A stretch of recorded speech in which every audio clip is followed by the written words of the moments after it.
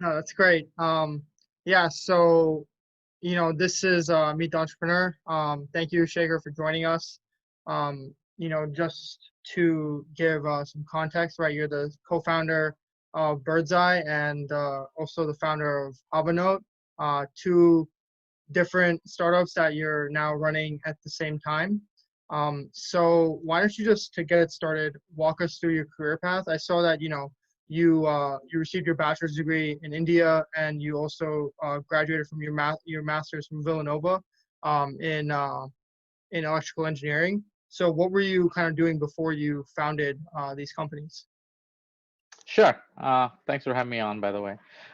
So yeah, I got my master's in electrical engineering, but really focused on an area called signal processing and pattern recognition. So right out of college, I worked with a professor who was at the University of Pennsylvania.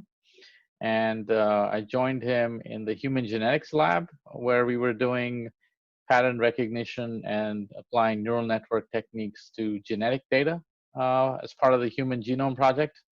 This was back in '93, before neural networks was called AI, I guess. So his lab was one of the pioneers to use neural networks and pattern recognition in the field of genetics, right? Genetic data. And then I moved on to UNLV, uh, where I worked with another professor to pretty much the same thing, set up her lab for, analyzing uh, patterns in genetic data using neural networks and pattern recognition techniques. Uh, then I moved back to the East Coast. I worked at Bell Labs in the speech recognition group, where we were collecting speech samples from people and building what today is probably being used in a lot of speech recognition software. Uh, so worked at Bell Labs for a number of years, helping them with do that, and then moved into Wall Street, right? So it looks like you guys already wound up where I wanted to be at that point. But I came a long circuitous route. So I picked up a lot of experience in infrastructure, and I was helping run a couple of data centers for a firm there. So I picked up a lot of, knowledge about data centers, servers, storage, technology, and all of that stuff. So kind of gave me a wide enough background where I knew the science stuff, the pattern recognition, the AI, as well as the actual technology pieces. And then when this idea came about, 2010, it came because of an Invention Day project that I helped my daughter with when she was in elementary school, where I had to help her with something to show in school. And we went to the supermarket, we couldn't find our way around, and she said, maybe I should build something that'll help people find products in a supermarket. And I sat down one day with my colleague and threw this idea out at him. He said, we should do it. And that's how we started Birdseye. so so yeah, it's got nothing to do with my background, nothing to do with everything I did before that, but yeah, that's how I guess a lot of companies get started, because you're trying to solve a personal problem, right? So True. Yeah. And how long did it go from, what was the time period from going from idea to launched, released product? I don't know, I guess we had the idea in 2010, started dabbling around with it, and we were still working full time. I think it was mid to late 2012 by the time we quit our full-time jobs. So when we decided that, okay, we're not going to look for another job, we'll just focus on building this. So I'd say late 2012, early to 2013 is when we decided that we're going to make this a company. And it's probably the first time we really raised any serious money into it. But first revenue we probably had was 2014 late. Okay, cool. Yeah. No, so that's really interesting. I think it's definitely notable that you started your career like using neural nets in the Human Genome Project, and then went to Bell Labs, which is obviously like like a legendary like hub of like scientific innovation that's pretty foundational, at least today. Why don't you tell us also a little bit about the challenges and accomplishments that you've like encountered while running Birdseye since foundation? Challenges. I think if you're a startup guy, I think you don't worry about challenges because it's a given, right? I think you focus on the solution. I think you focus on what is it you're bringing to market and how do you make it happen. And I think you have to have the Edison approach, right? I'm willing to try 10,000 ways. It's not going to work to find the one way it does. Mhm. And I feel that entrepreneurship is really about that. Nobody really knows the future. You just have a gut feeling that this product has value in the market. And if you can manage to not get convinced by others that it's not going to work and can make it through that, that journey, I think you find people who will support you. And I guess that was the biggest challenge, is not being in the space. We were just innocently excited about what we could do because we felt a personal tie to the solution. It's not just us having the problem. There's many people who have the same problem as a shopper. And that's why I guess in our gut, we felt, okay, this is a worthy problem to solve and this is worth going after. But I guess the biggest challenge that we really face is not knowing the retail sector, not understanding how to position or talk to somebody and maybe do some testing to check validation. I think a lot of those things were big challenges that if I know today, I would have probably started off that way. So I'd say that was our biggest challenge, is just not knowing the sector, not knowing the market. And probably wasted a lot of time that we normally would not have. So, if there's an entrepreneur listening to this, I think the first thing you want to do is you want to understand your market. And you may have a great solution, but you got to know what's the market that's going to want the solution, right? So. No, that's definitely true. And Vinod Khosla often talks about how like failure doesn't matter. It's only success that matters when it comes to founding a company. True. I couldn't agree more. But you got to be willing to fail, right? You just got to No, be absolutely. willing to fail a whole bunch. So, and I guess the later in life you get, the tougher that gets, right? Because you're looking for stability and surety and security, right? So. Yeah, and to that point, did you ever consider when you were in your younger years being entrepreneurial and starting a venture rather than later on in the middle of your career? Well, I was always entrepreneurial, so I always did something on the side, even when I was working a full-time job. Oh, good. Always working on something or the other, some side gig that I was doing. I never thought really of a product of my own, but I always did something entrepreneurially to, bring in supplemental income, working all kinds of stuff, not necessarily technical. Some of them were marketing related. Some of them were building, networks, whatever it was. Yeah. So I could never be satisfied with a 9 to 5, right? I was, even at my job, I was inventing projects, right, of stuff that we could do because it was just the kind I couldn't sit still. So, yeah. Yeah, so that's that's really telling. And then why don't you tell us a little bit about Havanote, right, and how that started, and kind of like why you decided to start this company while also running another company, Yeah, great question. So this must have been 2012 or 2013. I was in New York subway, and I was stepping into a subway from the station, from the platform. And I don't know why, but some thought hit me as like, this subway has been around for 100 years. And the number of people that must have gone into the subway car from the station and all their lives and everything that happened here. And kind of hit me that it would be a cool thing if you could preserve information at a location like a time capsule. Like if I could leave digital information here that can be accessed through an app. And that's really where the idea of Havanote really came about, which is, can we leave stickies in the air that stay in the location that can be read by people much after the event is done? So I go to New York Times Square and I can see what happened on New Year's Eve over the years, right? So kind of make the location come alive. And that's kind of where the idea came about. So it lingered in my mind for a couple of years. I'd say 2014, 15, I got a bunch of kids, my friends' kids and my kids together. And I said, here's a summer project. I have an idea, build out a pitch deck for this, right? And they did it. And it seemed like they put a little bit more life into it. And I was like, oh, wow, this could really be something. But I was too busy with Birdzi and too involved with growing the company. I just didn't have the time. Up until a couple of years ago, when some of these kids graduated from college and they'd learned iPhone programming and some of them were in marketing, I said, well, if you really want to do this, now you can start a company. And that's kind of why I put the monkey back on their back and said, if you want it, you got to do it. So that's how we started, and so we're still in a very early stage, obviously past PowerPoint stage, where we have a beta product. We're in the process of raising first institutional round for it, and very serious launch phase in the next 3 months with that product. Oh, exciting. Yeah. How do you split your time right now between Birdzi and Havanote? What's like the breakdown? So the breakdown is 20 hours to Birdzi and 4 hours to Havanote. Right. I mean, of course, Birdzi is the main driver here. It's obviously a growing company. There's responsibility to people in the company. We're growing pretty fast. So without any question, I think if there was ever a conflict, it's always Birdzi that wins out. But it's really off time, so think of it like Havanote is my serious hobby right now.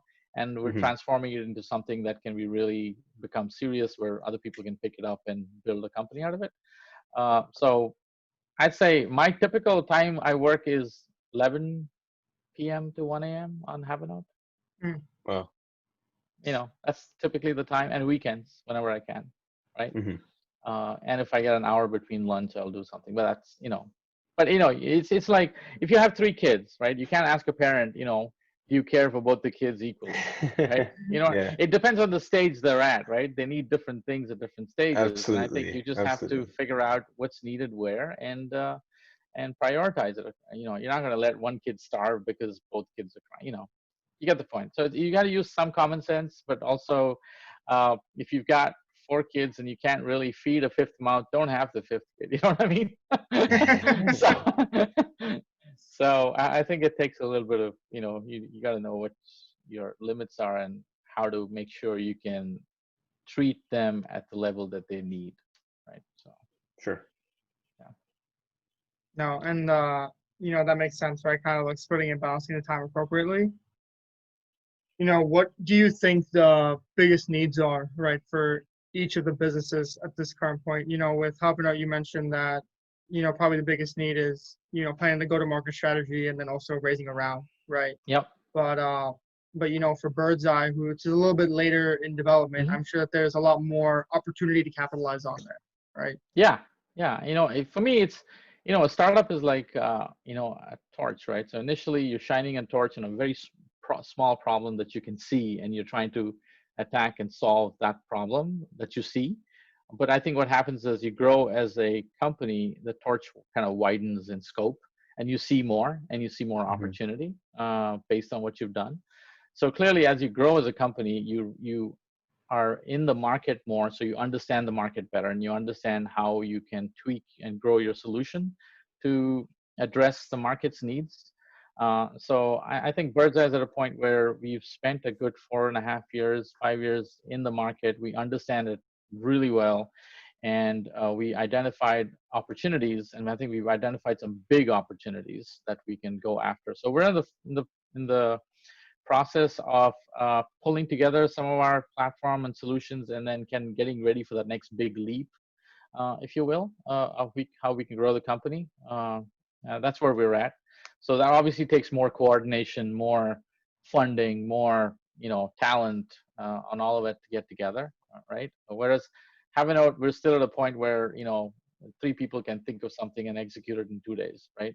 Right. So we're still in that phase where we don't have enough visibility into the market and the fit and so on and so forth. So makes sense. I don't know. Hopefully. Yeah, no, that totally makes sense. For Birdzi, how do you feel about other companies that are also competing in the same space as you, and what do you think sets Birdzi apart?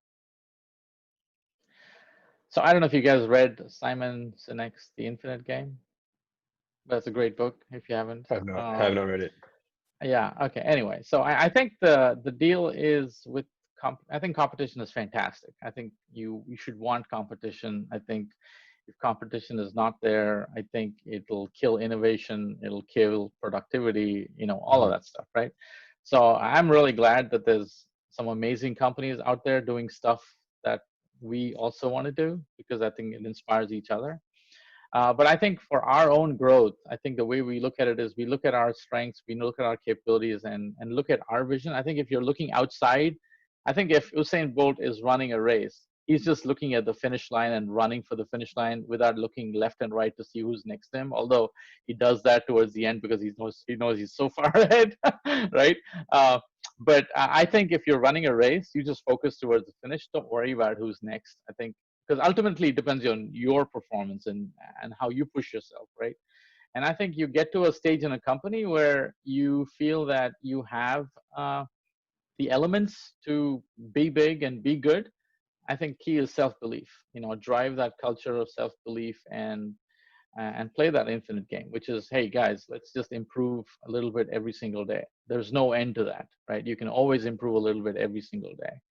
And I think if you do that, I think soon enough, the culture is visible to your customers. They see that you're just committed to excellence, and you're not so much about, hey, this company came up with this feature and we got to somehow copy it, right? I think when you get into a culture of copycat culture, you lose your original ideas and your original drive. You're constantly looking at other people and seeing how to catch up, and you're always playing catch up, right? And I think you want to do the reverse. That is, you want to be self-secure in your journey and let other people play catch up with you. So that's the way I look at it. And I think, our strength is really the team, right? I think ultimately, at the end of the day, I think you strip away technology, strip away algorithms, AI, all of the stuff. The only thing that you're really left with is people, right? And I think if you have a good, strong team with great chemistry, great belief in each other, I think because of a startup, let's face it, you're going to face plenty of dark Mondays. Okay, you're going to face many Mondays where you wake up and say, why the heck did I start this thing? And maybe Mondays where you wake up and say, how am I going to pay my guys this month, right? And the only thing that we can really pull you through is you have a tight team that you can support, right? It's like, if you're down 30-0 halftime at Super Bowl, the only thing that can possibly turn it around is a bunch of guys who say, we're all going to do it and we're going to do whatever it takes to make it happen, right? If the crowd can't do it, the coach can't do it, the people have to do it. So I think that's the way I see it. So I see it that, our strength is really the team. We just have a great team. Absolutely. And what's your target when you're looking at your customer profile? What's your target kind of store? Are you looking for the big supermarket chains like Kroger and Albertsons, or the mini marts, or kind of everything in between? What do you guys look for? It's a good question. So we started off thinking that we'll really be serving the independents, like the 1, 10, 15 store chains. But what we quickly realized is why they're great. What we realized is from a data standpoint, they were simply not ready to make the jump to digital, right? So today we mostly focus on the 50 store, 50, 100, 200 store regional chains who are big enough, like they're multi-billion-dollar corporations. But they don't necessarily have the talent and the internal technologies team to do some of the stuff that we can do. And that's where we find our best fit right now. So that's really our focus. But ultimately, I think the goal is to be available to everybody, any store size that wants to use our technology. But given our size today, that's our focus. Makes sense. Yeah, it's great to know. Yeah. So, if you had any learnings as being a manager, during like the pandemic. We've been a remote team right from day one. We've never gone to the office. That's good. So in that sense, nothing's changed for us, right? We worked, from home right from the founding of Birdzi. We do have an office that we occasionally go to get some espresso in, but that's about it. But we mostly work from home, and we love it that way. We find ourselves more productive. I don't know how long we can do it. If we're a 100-person company, I don't know if we can still do it. Yeah. But right now it's working out just fine. So yeah, I'd say no real challenge at all. Oh, that's good. Yeah. So. But I was on a call yesterday with a bunch of people, and one of them was a founder who made a I got a student ID card, which also doubled as a Visa debit card. So it was a founder that worked with a bank to come up with a student ID card that doubled as a debit card. And they would typically give that out to freshmen coming into colleges, when they came in, and kind of get them onto the bank account and use it as a student ID card. Right? Guess what happened to that business now, right? So I guess there are certain businesses that really, really took a beating with this whole thing.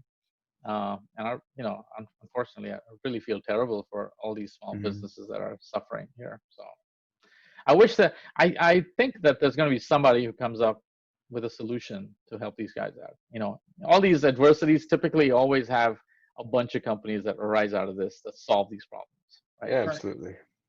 Yeah, for sure. And just kind of changing the subject a little bit. I remember with Havanote, you were talking about lining up a raise, get some capital in. How has that been, trying to secure capital in this time where markets are uncertain and we're in these unprecedented times? Have you noticed any challenges with trying to get capital from institutional investors? Actually, no.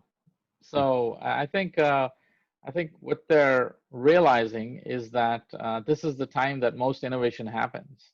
So I think investors are more open to looking at innovative solutions, and they realize that this is the time when big companies and great ideas are born.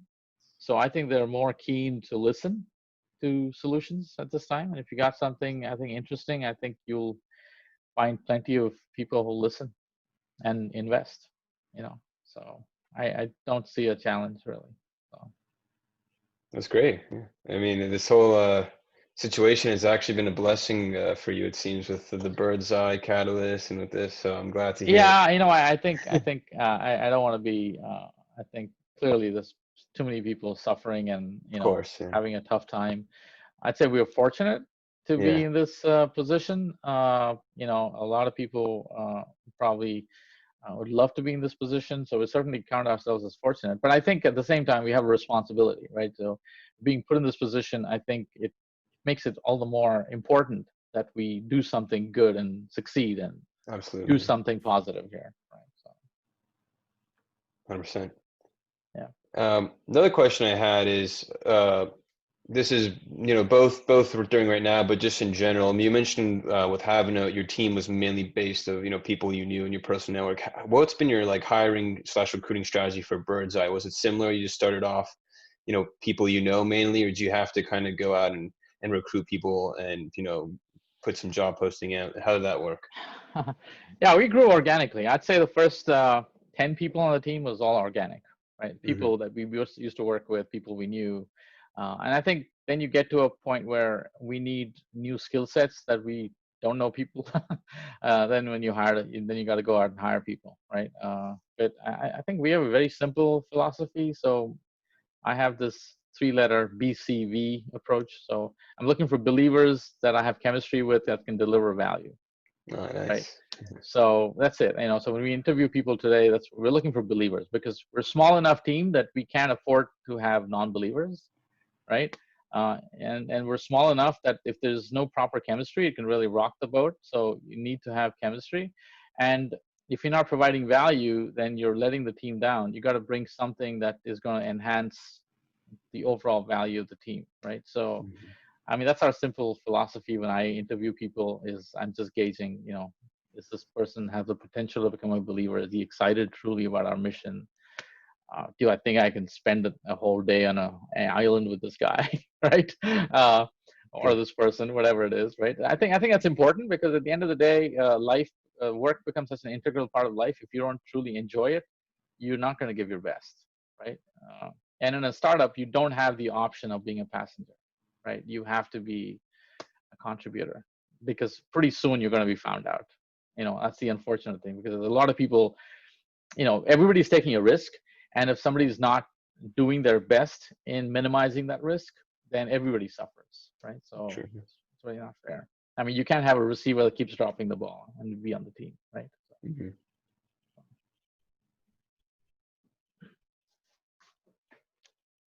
You made me talk more than I've talked in a long time. No, we're glad to hear. We're glad to get your insights. It's very interesting what you're working on with both of these companies. So we appreciate your time. It's been great. Rumeer, do you have any questions you want to ask? Yeah, we kind of touched on like, the challenges like balancing like two companies, and you said you spend 20 hours a day doing one thing and then 4 hours doing something Just else. kidding, of course, right? I Of don't want to course. scare anybody. Yeah. I mean, I think what I meant is that, a primary business is Birdzi. There's no question about it, right? So that Yeah. is that's what puts food on the table. That's where the growth is. But I think there's a point at which if you have an itch and you don't scratch it, it just transforms into something monstrous. So it's better to scratch the itch, and Havanote was an itch, right? I Mhm. felt that if I didn't do it, somebody's going to do it, and I'm going to go jump off a bridge if somebody else does it. So it's No, one of of those things, course. yeah. Of So course. I think, you just figure it out, right? You figure out the right time to do it. So Right. Do you think that you have any like personal habits that you keep in order to, maintain focus and keep yourself from getting distracted by focusing on too many things at once? So maybe if I look back when I write my memoirs, I'll figure out what habits I created. But I think the key thing is, I've always figured, I think the only thing I've focused on is the vision and why I want to do something. And that's always driven me to get disciplined about whatever else I need to do, right? So if I know I have to deliver something tomorrow, that's center in my life. I'm going to figure out how to make it happen. So I think if you have daily deliverables like that, you just figure out a routine that's going to deliver the end result. And that creates the habits that you need to deliver the end result, right? So you don't consciously think of what habits do I need to create, right? The habits tend to be created out of your mission and your vision that you're chasing. So that's what I tell people. Don't worry about how something gets done. Focus on why you want to do it, and don't let your focus get deterred. That'll automatically create the discipline that you need to accomplish it. Because if it won't let you sleep, that's exactly what drives you to, to manage your time, to be conscious about where you're putting your time, where you're putting your energies. So, Right. No, definitely like being conscious, right, about what you're doing and why you're yeah. doing it is probably the biggest motivator somebody could have. Yeah, and you make it work, right? And everybody's got their own methodology. I'm not a big believer in, okay, here's what are the 10 things you do to become successful, right? I mean, I'm not a believer in those things. I just think you need to figure out why you want to be successful, and then I think we've all got enough smarts to figure out how to make it happen. So. That's Yeah, absolutely. absolutely for sure. All right. Yeah. Okay. No, that's definitely, all the questions I had. Arteen, if you have any final thoughts, um, feel free to ask. But no, definitely want to thank you for taking the time and chat with us today. It's been great, Shekar, just getting to know you a little bit more about you and how you think about your businesses and, kind of how you approach the whole entrepreneurial black box, right? Awesome. Well, it's been Yeah. terrific speaking. And if any of you guys are listening, Havanote is spelled Havanote. You can find it on the App Store. It's going to be out in a couple of months. Download it and have fun. All right. All right. Thank you. Thanks, guys. Again, thanks for the time and have a good one. We're looking forward to see what's next for you. You too. All the best with you guys. Bye. All right. Take it easy.